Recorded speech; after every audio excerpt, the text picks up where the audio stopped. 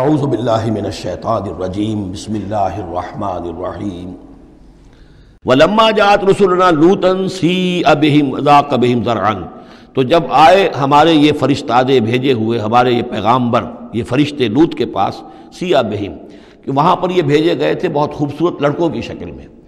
اور ان کے ہاں جو تھا معاملہ آپ کو معلوم ہے کہ جو امرت پرستی ان کے ہاں تھی اور جو سوڈمی تھی، تو یہ لڑکے خوبصورت آ گئے تو اس قوم کے لیے، تو ان کے لیے جشن ہو گیا کہ ہمارے لیے شکار آ گئے ہیں بہت اچھے،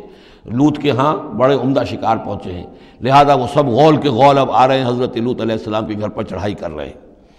تو جب ہمارے یہ فرشتادہ، ہمارے یہ جو نوجوان لڑکوں کی شکل میں جن کو بھیجا گیا تھا فرشتوں کو، وہ جب پہنچے حضرت لوط کے پاس، سیء بہم، وہ ان کو دیکھ کر بہت غمگین ہوا کہ یہ بڑا میرے لیے، وضاق بہم ذرعا، ان کا دل بڑا تنگ ہوا، وقال ھذا یوم عصیب، اور انہوں نے کہا یہ تو میرے لیے بڑا سختی کا دن آ گیا ہے، میرے پاس اتنی طاقت نہیں ہے کہ میں ان بدبختوں کا مقابلہ کر سکوں، اپنے ان مہمانوں کو ان کی دستبرد سے میں بچا سکوں، اور وہ لوگ جو ہیں جانتے تھے جس قسم کی خبیث ان کی تباہی ہو چکی تھی کہ وہ کسی اپیل اور کسی دلیل سے باز آنے والے نہیں ہیں، تو اس سے ان کے دل کے اندر جو ہے وہ ایک عجیب کیفیت پیدا ہوئی۔ سیء بہم وضاق بہم ذرعا وقال ھذا یوم عصیب وجاءہ قومہ یہرعون الیہ، اور اب آئی اس کی قوم اس کے پاس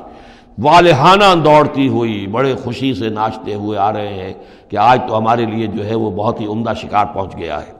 وَمِن قَبْلُ كَانُوا يَعْمَلُونَ السَّيِّئَاتِ، اور وہ پہلے ہی سے ان گندے کاموں کے اندر ملوث تھے۔ قَالَ يَا قَوْمِ هَؤُلَاءِ بَنَاتِي هُنَّ أَطْهَرُ لَكُمْ، حضرت لوط نے فرمایا کہ دیکھو میری قوم کے لوگوں، میری بیٹیاں موجود ہیں، وہ تمہارے لیے بہت پاکیزہ ہیں۔ اس کے دو معنی کیے گئے، ایک تو یہ کہ بیٹیوں سے مراد ہے کہ جو تمہاری بیویاں ہیں وہ میری بیٹیوں کے مانند ہیں۔ نبی جو ہوتا ہے وہ گویا کہ قوم کے لیے والد کی جگہ ہے، جیسے کہ قرآن مجید میں وَأَزْوَاجُهُ أُمَّهَاتُهُمْ، حضور کی تمام ازواج جو ہیں وہ پوری امت کے لیے ماؤں کے درجے میں ہیں، تو گویا کہ یہ میری بیٹیاں ہیں، اللہ نے تمہارے لیے ان کو پیدا کیا ہے، تمہارے لیے جوڑا بنایا ہے، وہ پاک جو ہے تمہارے لیے راستہ اپنی شہوت کی کے تقاضے کو پورا کرنے کے لیے صحیح راستہ اس کو چھوڑ کر، اور یہ بھی ہو سکتا ہے کہ انہوں نے اپنی بیٹیوں ہی کو پیش کیا ہو کہ تمہیں اگر کرنا ہی ہے تو نکاح کر لو، میں اپنی بیٹیاں تمہیں نکاح میں دینے کو تیار ہوں، لیکن میرے جو یہ مہمان ہیں ان کے بارے میں مجھے رسوا نہ کرو۔ قال یا قوم هؤلاء بناتی ہن اطہر لکم فاتقوا اللہ ولا تخزون فی ضیفی، تو اللہ کا خوف کرو اور دیکھو مجھے میرے مہمانوں کے معاملے میں رسوا مت کرو۔ الیس منکم رجل رشید، کیا تم میں کوئی ایک آدمی بھی شریف اور کوئی ایک آدمی بھی نیک چلن نہیں رہا؟ یعنی کوئی تو تم میں سے ایسا نکل آتا جو میرا ساتھ دیتا، جو میری ہاں میں ہاں ملاتا، تم میں تو معلوم ہوتا کہ کوئی ایک شخص بھی شریف النفس باقی نہیں رہا۔ قالوا لقد علمت ما لنا فی بناتک من حق، انہوں نے کہا کہ اے لوط تمہیں خوب معلوم ہے تمہاری بیٹیوں پر ہمارا کوئی حق نہیں ہے۔ اس سے معلوم ہوتا ہے وہ دوسری ہی بات ہی زیادہ راجح ہے۔ وَإِنَّكَ لَتَعْلَمُ مَا نُرِيدُ، اور تم خوب جانتے ہو جو ہم چاہتے ہیں، یعنی باتیں مت بناؤ، ہماری توجہ جو ہے ادھر ادھر لے جانے کی کوشش نہ کرو، تم جانتے ہو ہم جو چاہتے ہیں، جس کے لیے ہم حاضر ہوئے ہیں، جس کے لیے ہم پہنچے ہیں۔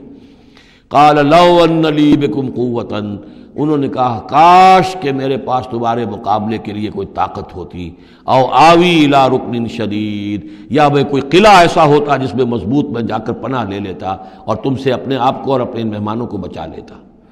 یہاں ہے اصل میں حضور صلی اللہ علیہ وسلم کی ایک حدیث میں الفاظ آئے ہیں، یرحم اللہ لوطا لقد کان یاوی الی رکن شدید، اللہ تعالیٰ رحم فرمائے لوط پر، وہ ایک مضبوط قلعے میں تھے، اللہ تعالیٰ کی حفاظت تو انہیں حاصل تھی، لیکن یہ کہ اس وقت جو صورت بن گئی تھی ان کے لیے، جیسے جب جادوگروں نے جو اپنے انچھر پھینکے تھے اور وہ بھی بن گئے تھے فرعون کے دربار میں، وہ بھی شکل اختیار کر لی تھی انہوں نے سانپوں کی، تو حضرت موسیٰ پر بھی وقتی طور پر خوف طاری ہو گیا تھا۔ تو بربنائے طب بشری خوف کا ہو جانا یہ کوئی نبوت کی عصمت کے منافی نہیں ہے۔ تو یہاں پر بھی اللہ تعالیٰ کی حفاظت تھی، اور جیسا کہ آیا فرشتوں نے پھر ذرا سا ایک ہاتھ ہلایا اور سب کے سب اندھے ہو گئے، وہ اس طرح کا معاملہ تفاصیل تورات میں ہے۔ قال لو ان لی بکم، لیکن جو حسرت کی کیفیت تھی اور جس طرح ضیق میں ان کی جان اس وقت آئی تھی، اس کا تصور کیجئے، کاش کہ میرے پاس تمہارے مقابلے کے لیے طاقت ہوتی، او آوی الی رکن شدید، یا کوئی ایسا ہوتا مضبوط مستحکم قلعہ جس میں جا کر میں پناہ لے لیتا۔ قالوا یا لوط انا رسول ربک، ان فرشتوں نے کہا اے لوط گھبرائیں نہیں، ہم آپ کے رب کے پیغامبر ہیں، بھیجے ہوئے ہیں، لن یصلوا الیک، یہ آپ تک پہنچ ہی نہیں پائیں گے۔ آپ کو کوئی گردن نہیں پہنچا سکیں گے، آپ بالکل اطمینان رکھیں۔ فَأَسْرِ بِأَهْلِكَ بِقِطْعٍ مِّنَ اللَّيْلِ، اور بھی رات کا ایک حصہ جو باقی ہے اس میں آپ اپنے اہل کو لے کر، اپنے گھر والوں کو لے کر نکل جائیے اس بستی سے۔ وَلَا يَلْتَفِتْ مِنْكُمْ أَحَدٌ، اور کوئی بھی آپ میں سے پیچھے نہ دیکھے، پیچھے توجہ نہ کرے، پیچھے کی طرف کوئی خیال نہ آئے کہ ہمارے دوست تھے اور ہمارے یہ تھے اور ہمارے عزیز تھے، إِلَّا امْرَأَتَكَ، اور آپ کی بیوی بھی ساتھ نہیں جائے گی، وہ بھی یہیں رہے گی۔ یہ دو بیویاں ہیں جلیل القدر پیغمبروں کی، جن کا ذکر پھر آئے گا بڑی وضاحت کے ساتھ سورہ تحریم میں۔ ایک حضرت نوح علیہ السلام کی بیوی اور ایک حضرت لوط کی بیوی، کہ یہ اگرچہ کہ کانتا تحت عبدین من عبادنا صالحین فخانتاہما فلم یغنیا عنہما من اللہ شیئا، اگرچہ وہ ہمارے دو بہت ہی نیک اور بہت ہی برگزیدہ بندوں کے تحت تھیں، ان کے گھروں میں آباد تھیں، لیکن یہ کہ انہوں نے خیانت کی، اور اس کے نتیجے میں یہ ہے کہ پھر وہ اللہ تعالیٰ کے عذاب سے ان کے شوہر انہیں بچا نہیں سکے۔ نہ حضرت نوح بچا سکے اپنی اس بیوی کو، اور نہ حضرت لوط بچا سکے اپنی اس بیوی کو۔ الا امرأتک، سوائے آپ کی بیوی کے، انہ مصیبھا ما اصابہم، اس کے اوپر تو وہی مصیبت آ کر رہنی ہے جو ان سب پر آنی ہے۔ ان موعدہم الصبح، اور دیکھیے ان کے وعدے کا وقت صبح کا ہے، صبح کو وہ عذاب آ جائے گا۔ الیس الصبح بقریب، کیا صبح قریب نہیں ہے؟ یعنی اب جلدی کیجئے، اب آپ فوری طور پر یہاں سے اپنی بچیوں کو لے کر نکل جائیے۔ فلما جاء امرنا جعلنا عالیہا سافلہا، جب ہمارا حکم آ پہنچا ہم نے اس کے اونچے کو نیچا کر دیا، یعنی کسی بستی کو تلپٹ کیا جائے تو چھت نیچے ہو جائے گی اور جو بنیادیں اوپر آ جائیں گی۔ عالیہا سافلہا، الٹ کر رکھ دیا بستیوں کو۔ وامطرنا علیہا حجارۃ من سجیل، اور مزید ان کے اوپر ہم نے بارش برسائی کنکروں کی، پتھروں کی، یعنی یہ کہ ایک طرف تو یہ کہ کچھ زلزلہ آیا یا کچھ اور زمین میں دھماکہ ہوا، ایکسپلوژن ہوا جس سے وہ بستیاں الٹ گئیں، اور اس کے بعد یہ ہے کہ آسمان سے پھر بارش ہوئی ہے ان پر سجیل۔ یہ سجیل اصل میں فارسی کا لفظ ہے سنگ گل، سنگ گل یعنی یہ کہ مٹی جو ہے اگر کسی صحرا کے اندر تھوڑی سی پھوار پڑے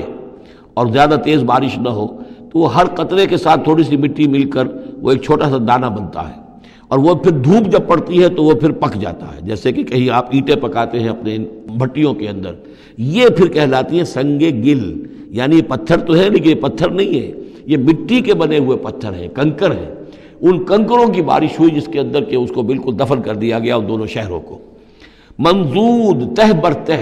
تہ، وہ جو بارش ہو رہی تھی کنکروں کی تہ بر تہ۔